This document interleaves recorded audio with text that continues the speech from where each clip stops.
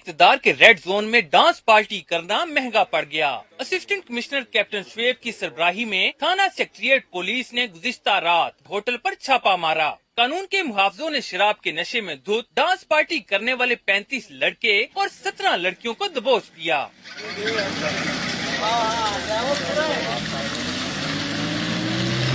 गिरफ्तार अफराद को थाना सेक्रेटेरिएट मुंतकिल करके शराब नोशी और एम्पलीफायर एक्ट के तहत मुकदमा दर्ज कर लिया गया।